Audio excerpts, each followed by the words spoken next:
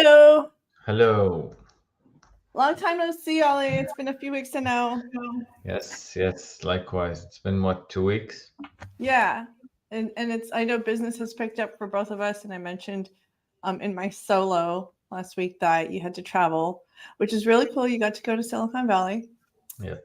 Did you get to see like really nice parts and bad parts too?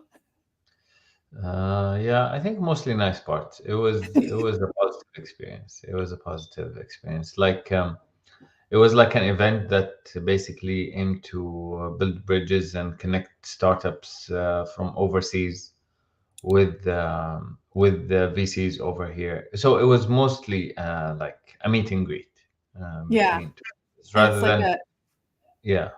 yeah, like a specific niche market. And that's what I mean, that's great because that's what we're talking about today. And Yeah. so I wanted to ask you some questions along the lines and the reason why and one of the things why we co-founded CityClips is because you wanted to focus on the local market. So Mhm. when you first started to read, you focused on a niche community, which is your community.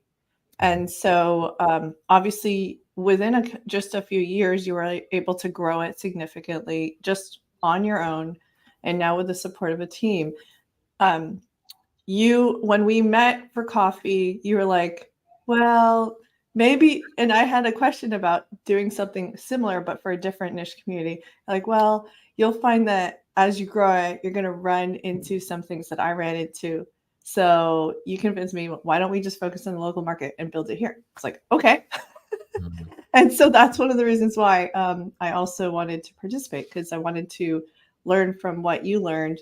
And then, yeah.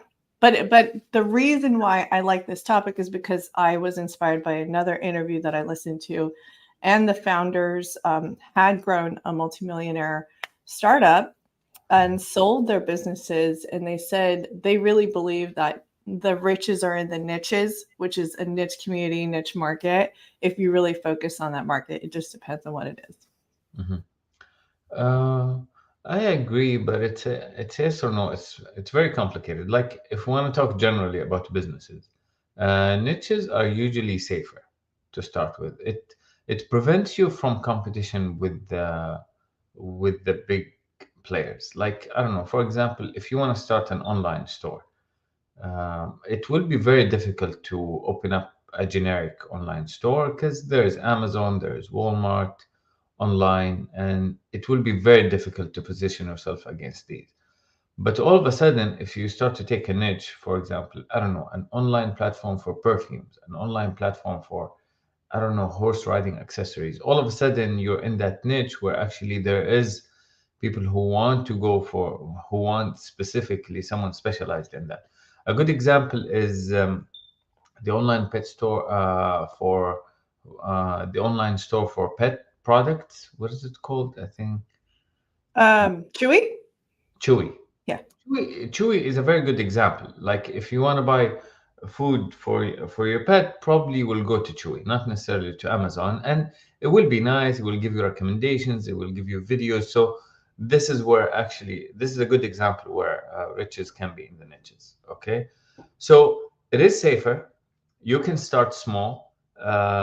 It is easier to position your brand because it will be easier to communicate. Okay, we're basically focused on pet products. Like people will know when to go to your website when they don't go to your website. Well, it's not the same thing if your brand is a bit more generic or your positioning is more generic. Where does it get to become an issue? So it is easier to start with a niche, but it gets more difficult to grow beyond, like uh, especially if you focus on the wrong niche. What can be a wrong niche? Either a market that doesn't have the right size, or a market that doesn't have the right purchasing power, or a market that is not ready for your product. Like you can pick the wrong niche, so it's not always whenever you pick a niche then you're right. It has to be if you are gonna pick a niche, you have to pick the right niche. That's really helpful. And then as you grew, because obviously with the newsletter, you have an audience space, and it's almost like growing a community too. So Mm. One of the things you mentioned to me is that it was hard for you to be able to network with these people because everything was abroad and overseas, Yeah. which is what you would like to you feel like the benefit is really when you actually get to connect with people in person? Yeah, 100%. There are still certain things that you can do better in person than online. I don't know. For example, sponsorships. Like you will, it is very difficult when you deal with big clients, big companies. They want to put a face on the relationship. They want to put some face time on the relationship. They wouldn't just go for an online option, especially if they have the money for it and they have the budget for it. So they will become a bit more selective. And part of that selection is knowing what is the brand that we're advertising on, etc. So for me, it was more difficult to land, I don't know, like big banks to be um, sponsors for our newsletter. Like, and I know most probably for a fact that if I was there and I was like whining and dining with these like decision makers. Probably we could have, I could have got better sponsorships, and better sponsorships or better companies will lead to other better sponsorships, which will mean much better for the business. So this is one. So sponsorships. The other thing is definitely community. Like we could have done much more in-person events if I was within the market, the geographic market that I'm focusing on as a newsletter. Nevertheless, I was able to do it online in a way that is survivable. Um, but yeah, we couldn't achieve the maximum potential that we would have. And also, probably a third point is that when you start the business within the market that you actually live in, you actually get to build on your network. Like there's a lot of people that you will know from school, from sports activities, from just everyday life. And all of a sudden, these people, they can be your employees, they can be your sponsors, they can be your like good partners for growth just in general, while doing all of this in a separate market that you don't have as the same depth of connections probably is going to be a challenge. So why hinder yourself? That's probably the key learnings that I got from starting a business in a different market. Okay. Yeah, and then you still, it's still a niche, so that means the market is still small too. I guess if they, like you said, if there's high purchasing power, then it's okay. But if you want a larger market and if the purchasing power is not as high, then the value of the list is not as high, Yes, right? 100%. Yeah. Yeah. Like I said, there's a million ways. There's at least 5 or 6 parameters that you should look at when you're selecting it. Is the market size right? Is the culture right? Is there a product market fit between the market that you're targeting and the product that you're designing? Is the market So market size is different from market purchasing power than the culture or the product market fit. There's other aspects that you probably will want to know, like for example, are investors interested in that market? Like there is a big chance that, I don't know, just because of the selection of the market, regardless of how big it is, if it's not on the radar of many investors, then it will not be the same. Like I don't know, if we start a newsletter, if we pick between two different geographies for starting a newsletter, just by picking the different geography can lead us to different investors. Like when we're talking about city clips and, I don't know, starting something for potentially the southeast and all over the US, we can definitely talk to investors who are interested in these markets or who have relationships in these markets.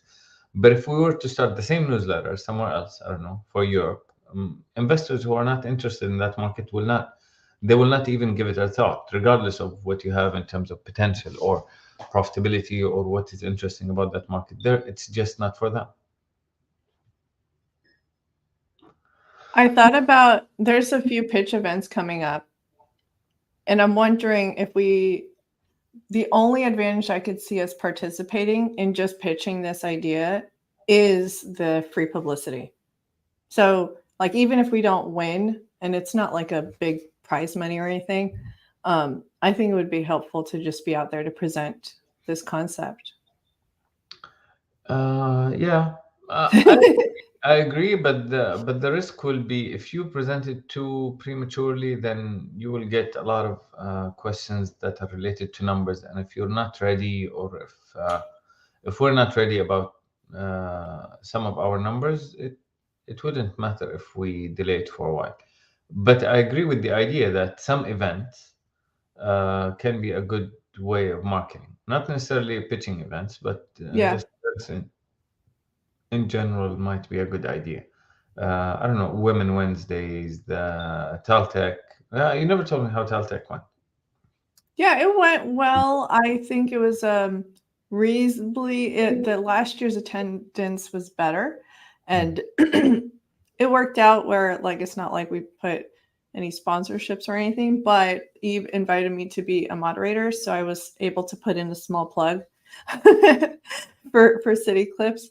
So the content and agenda and the program was great. It was really neat to hear some of the speakers and everything. But yeah, I hope to still partner with them at some level. They showed interest in us participating in either the holiday party, which is going to be very well attended, and then also their lunch and learns are well attended as well for next year. So we could do something there. Oh, very nice. Yeah, Uh, yeah, no, but I agree just generally. Events is a good thing, but yeah, let's figure out what do we want to achieve, and when is a good benchmark to go for pitch events. Again, yeah, I'm not saying pitch events are not a good idea, but we just need to consider, first of all, we have to have a really good pitch deck that really explains the potential of the idea. Because the potential of the idea, it's not just about Tallahassee clips or TLH clips. It's about how we can replicate this model for different cities. How would it work? And I think some of these ideas are not necessarily very clear yet. Um, yeah, which maybe I'm being over too conservative. Like sometimes I want to see it. I want to understand what it is fully before I go and pitch it. yeah. But it's not like it's never happened where people were pitching ideas and these ideas got traction and they got funding from even before they even launch. Right. Well, and also because I like some of these pitch events are, they're not a big scale pitch event. I'm talking about like a local Domi's going to host one, and it's not going to be, I don't think it's even, you know, going to be too competitive. Um, it's just since our market is local and then these people follow business and tech, I would Mhm. want them to sign up. So even if it was 50 people and then we pitch and then hopefully they sign up and subscribe, Mhm. I'm not sure if it's going to be 100 attendees. I'm not exactly sure how big the event is, Mhm. but it's a free way to, just tell people more about CityClips. And then there's the investors who are also, some are investor judges, some of them are, and it's funny because we know a lot of the judges. Yeah. You probably Yeah. know some of them. The typical ones like Jake, Amy, I think also what is a Wendy Plant from JMI. Like they all know me. Mhm. So I Yeah. would understand if they, yeah, you know, I'm not trying to go for the money, although the money will help a little bit too. Mhm. Um, which reminds me, yeah, Yeah. you were able to figure out adding the credit limit, right? Yeah, I'm I'm cheating. I'm doing it right now. I already added it. I just need to apply it to the card that you're having, and I was having issues accessing the platform. Oh, But I really? promise it will be done today. I promise. Okay. And let me I can try to log in. It's been a while since I have. But you have the all the info, right? You're the one who gave me access. I think you guys invited me to join. Yes, Okay. yes, I have. Which So is yeah, but really cool because I was thinking of start creating my own account for my business for my team. you see, this is Tribal is an example of a good fintech idea that immediately can go to a unicorn. For some reason, fintechs they're the easiest to become unicorns. Like Really? they are solving a lot of issues. Like for example, this one Tribal has become very popular in Saudi. Um, It's a business, by the way. It's a startup that started out in Dubai, and I think then they moved to Silicon Valley. And the idea for it was they make it easier for businesses to get credit for emerging markets where actually it is an issue. Like while in Saudi, the banks are really advanced, but they're really advanced when it comes to retail. Like if you go, you can start a bank account immediately, and you can get a credit card as an individual almost immediately. But for some Really? reason, they do not really care for SMEs. Most of banking for businesses is tailored towards the bigger companies and the bigger accounts. So if you want to have a credit card for your company and you're still a startup or an SME, actually it is a struggle. Um, it's not only for Saudi, for a lot of emerging markets. So Tribal was actually solving that problem. If you're a Oh. business that is established, I don't know, in Egypt, in Saudi, in many other places, where you actually it is difficult for you to deal with the bank as a startup, then what they will do is they will ask you a couple of questions. They will get some of your accounting and whatnot, and they will ask you about how much credit do you actually need. You go through a bit of an approval process, but once you're approved, this is where the beauty starts. So you have this much credit. I don't know, let's say $10,000 of credit. The good thing about it is you can have your team have as many cards as they want, and you can set the limit for each one of your team members. So you can set, I don't know. So this way, it will make it easier. It will be very clear who paid for what. It's all consolidated when it comes to accounting. No one needs to use a personal account anymore. You can create cards instantly if a card, and many of these credit cards are digital. So basically, I don't know, even if something happens to a card or fraud or anything, you can stop it immediately, start another card, and Hmm. voila. Like They there make is, it easy. You have control. yep, it's a lot Yeah. of control both at the team member level and at the supervisory level. So it's an amazing product. Honestly, everyone who used it is loving it. We've been using it for like 2.5 years now. It's just amazing. Have you Uh, guys tested out Divi? Because it sounds like Divi. I haven't tested out Yeah.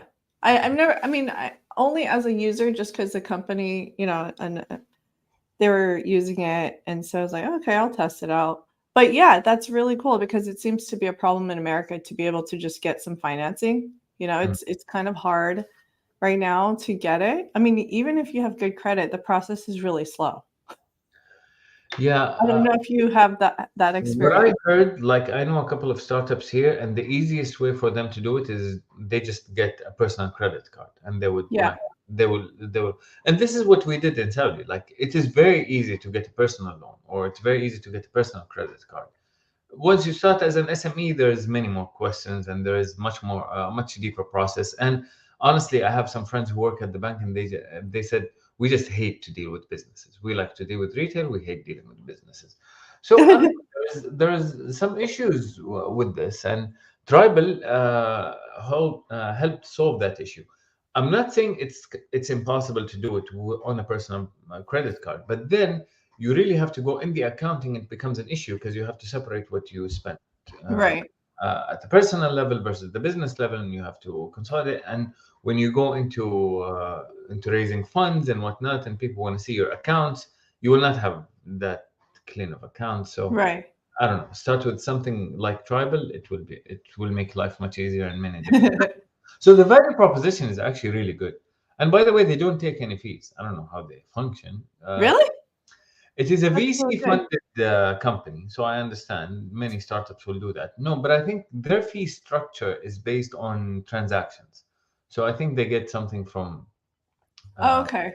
I don't know, Yeah. from the businesses, It's right? interesting. I mean, the credit cards right now, a lot of the interest rates are really bad, like 20%. It's really high.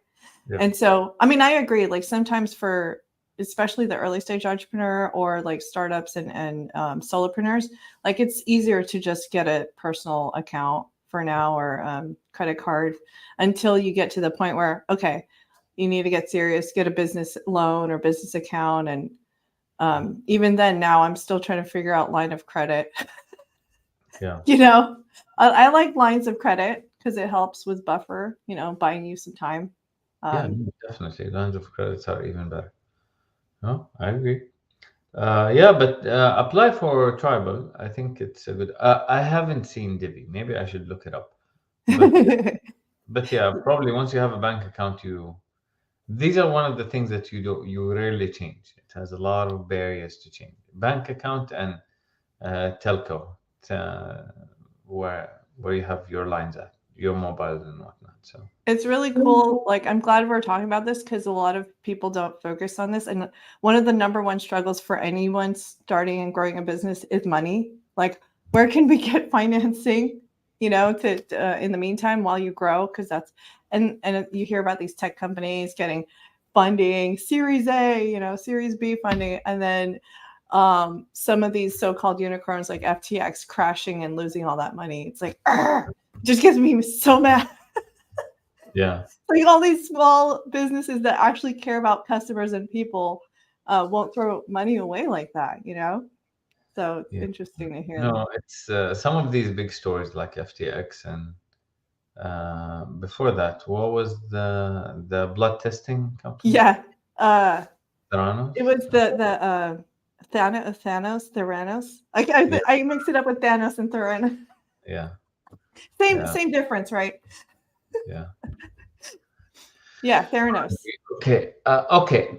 I agree with your with where your head's at. Like in terms of we should probably like sponsor events where we actually where we can spread the word and go to pitching events and whatnot. But maybe in order to do that and actually to talk about our numbers, probably we will need to push the growth a little bit. And we've been talking about sponsoring some events, I think. Yeah. So I don't know what are the updates. I think I have some updates from my side about an Yeah. event that we want to sponsor that I told you about. And I think Fun for Tally also, we have some development over there. Yeah. So I finally I sent her an ad to place. So I said, go ahead and just push it. I could even share. It's as simple as like what we've been talking about. I was like, I don't want to hold it up any longer. I'm just gonna. And then she also she was fine to share it on to her Facebook following, Mm. just like a regular post. And one of my ideas was to do a giveaway. Well, she included the idea of a giveaway because I already had the gift card, so it's not an additional cost. And it's to a med spa. And she said you get a lot of traction from women, and I agree. So because Tallahassee, is primarily family community, I think it helps to have a lot of women know about this because they spread the word really well. And so but it's obviously going to be more geared towards the busy professional. Mm. So and that way it captures everybody from who's interested in business, tech, and lifestyle. Here, let me just add this here. So then you can kind of see what I'm looking at. Okay. So it's just she has like a square size for the mobile, and it's more like a GIF that changes up from this to this. So Yeah. local business, tech, and lifestyle info in 5 minutes. TLH's weekly newsletter for the busy professional. So Yeah. that's it. And then when they click on it, it goes straight to the subscribe page. Doesn't say email newsletter. Well, I do say weekly. Where did Excellent. I put the email? I did put email. I think I put it in the other narrow, the small one here. Because I remember we had this comment where people were confusing where does it come? I'll just say email. Is it like an actual mail newsletter? Yeah, right. So hopefully when they click on it, they'll realize it's email. But Yeah. I mean, it was a reasonable rate for a month, and she gets 100,000 unique visitors a month. Yeah. So Um, it will be interesting and important to track how much progress do we get out of it, like how many yes. new apps we get out of that. Now, the best way of doing this is actually by using a website that you can track, or Mm-hmm. you can figure out the source of the signups. I'm not sure if we set up all of that yet, but since we don't have so many marketing channels at the same time, that's actually a good thing. So we will Right. be able to know like any increase, any bump in signups. is going to be attributed to Fund for Tally specifically. Yeah. I'm actually thinking that we've had a lot of visitors to the landing page, and and I think, where did I see the numbers? But it looks like people visit. It's just they don't subscribe. The ones who subscribe are the ones who got direct invites. People we know, and so what we could do to track is, starting from today, since she probably just published it, October 18th through November 18th, we measure, where it came from. And then I think MailChimp also indicates where the visits, like what the source was in the reports. Yes, true. But if you had two marketing channels that share the same source, Mailchimp is not very specific about where did that from Okay. which marketing channel did that come. But again, since we're only using one marketing channel, that will be okay for now. Okay. But if we Yeah. start using 4 or 5 marketing channels at the same time, like, I don't know, we have a sponsorship here, sponsorship there, we have Google ads running, we have Facebook ads running, we're gonna have some issues. Like, Right. Yeah. I was thinking, like, if we do start, rolling out another campaign, maybe it's another landing page we direct them to, and then, or it's a form and we get their email, and then, add a field saying, or just add the promo code, like, how'd you hear about us? And then, say what channel it came from. that is one way. I'm I'm not a big fan of adding friction. Okay. Like, the more questions we ask, the more friction we do. If there is something that we can do from our side, then that is even better. And actually, you can do that. Like, there is, but there are ways of doing it. But the problem is, it counts as tracking, so it might show up as cookies, and it might, I don't know, make some browsers, I don't know, flag it or something. But Mm-hmm. we'll figure it out. We'll figure it out. We'll figure out the best way. These things keep changing immediately, so I need to consult with the tech team. But yeah, we will see. Okay. And okay, so I know I mentioned it. Where is it? I had some. So I am on hold with Teltech, but the other thing that's in the works is, you might have seen it. Jake Kiker bought this huge inflatable astronaut. Did you see that? No. So he wants to do like a big launch party for Tallahassee Challenger, and just kind of like a little party. I said, oh, I'd love to put a little bit towards it, and he was totally for it. And then he said, let us know and we'll just promote CityClips to wherever. And so I wanted to do it under CityClips, and so we'll be part of that event. And he wants to make it a big deal, so it's going to involve Tallahassee downtown and the Challenger Center. So it's going to be fun. Okay, nice. And he was fine with just like 100 or less. I mean, it didn't even have to be we'll still be part of it. It'll look like we spent more. You see, nice. This is where the network effect is happening. Yeah, I know this is public information here. No, this is really good. Okay, the event that I was telling you about sponsoring. So it's an event that we get to sponsor.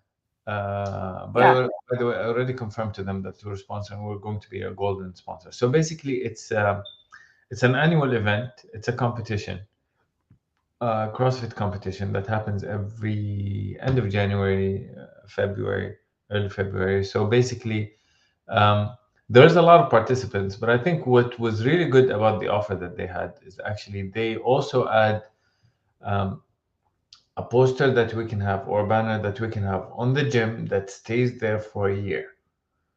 So actually, this is where I think consistency, first of all, in terms of brand, the brand is going to be in everyone's. People will see it like daily for a whole year. That's one. Second of all, we can add a QR code where actually, if people just take a picture of the QR code, it will take them immediately to the sign up page and sign up. So I think it will be good in terms of ROI, return on investment, in terms of um, how much we're paying versus how many signups we can get. But also, it's going to be good for brand equity. Now, what we need to do that is a couple of things. First of all, of course, we need to pay. But other than that, we will need a couple of designs. So on the day of the event, they actually will have giveaways. So maybe we can have also like a small card printed that has the QR code and it explains what CityClips is. This is one. We can have other giveaways if we want to. I don't know, something like mugs or stickers or whatever we want to do. But also we will need to design the banner that has the QR code and everything, and print it out so actually it's on the gym as soon as possible. Last thing is we need to send them the logo and the guidelines and whatever, so basically they can print it out on the t-shirts that will be printed for the event, that will be distributed on the day of the event. um, the logo for the t-shirt is probably the most urgent one because I think they will need it by before December, so actually they will have time to print out their t-shirts. Okay. But other than that, we have a bit more leeway to figure it out. Yeah. I'm glad you gave me enough notice, so Okay. we can make it work. Okay. And also, do you have their email? Yes, Because I can. I'll try to text it to you today to make sure who are we communicating with. But yeah, I will I will share with you their email today. Yeah, I know you sent me general information too, so I'll look for that email that you sent. If it's the same gym that you're talking about, Yeah, I think CrossFit, right? yes, and they have a specific account just for the event. Uh, okay, conversions clash. Okay, Cool. I'll send you this one. Yeah, I'll text you the email today. I'll text you the email today. Okay. Another thing which I need to reach out to Mitch with Divya. He said he'd be happy to sponsor our stickers. Oh, nice. Because I told him about some of the different swag. Like I don't want to overspend on that yet, but I think it would be cool, and people might be interested in just like he had a great idea, and it worked for him in the beginning too. He said it's not that expensive to get a table for market Saturdays downtown. Just have a table and just say, "Hey, sign up for my email. It's all about Tallahassee," and then just give them a sticker. And he said those are really cost effective too. Yeah, true. Yeah, it's less than $1. Yeah. It's like just a few cents or something. What? Okay, nice. So we could just give a sticker. And I'm okay if it is CityClips branding, it's fine, but I think it would be cool if it's just more TLH, you know? So even Tallahassee downtown has really cool swag, but it's going to cost us more to buy from them. So we can do our own version. Yeah. So it's up to you how you want to pull it off. I honestly think as long as it has TLH on it, people will just easily get it, you know? Yeah, no, I agree, TLH. And we can do some like a bit more for the stickers. Like we can do other options that are, I don't know, what are they called? Like positive messages and whatnot, things that are related. Like if you want to connect our brand to anything, you can connect it to, I don't know, to news, to being up to date, to, I don't know, to staying connected. Like there's so many positive messages that we can get related to our brand, and then our brand. I don't know. Maybe this will make it more um, probable that people will use the stickers on their laptops rather than just the brand. I hate it, just the logo. Okay, if I Right. really love your brand and I'm loyal to it, okay, I'll do that. But maybe also if there's a message that I identify with, I will just higher likelihood that I will use it. Cool. I know we're running at the end of our time, but I did think about it, and I think it'll be cool if we do a big event, not this year. Okay. Yeah. Because I just some things started coming, and I started making some calls to see if something else could work out, but it might be too close, cutting it close. Because remember Joe Coy, right? Like he's Netflix famous, and he always sells out with his shows. Like he's a comedian. So I I did some calls. I'm not sure if I'm going to get traction out of it, but he's coming to Tallahassee mid-November. So I was thinking if I could land an interview with him Okay, that's nice. and do like a small event, but we'll see. I mean, if it doesn't happen this November, we can always do something else. We can figure something else out, you know. Listen, So I'm okay with it. Like, I'll leave the event up to you. I really trust you when it comes to events. So, yeah, we can keep like it's just another growth. For me, it's just about focus on growth, and growth right. happens in so many ways. So whether it's an event, whether the event happens now or later, it's okay. Okay. Awesome. So I'm gonna go ahead and end the show, and I'll see you on the other side so we can chat. Yep, perfect. Thanks, Ali. Bye.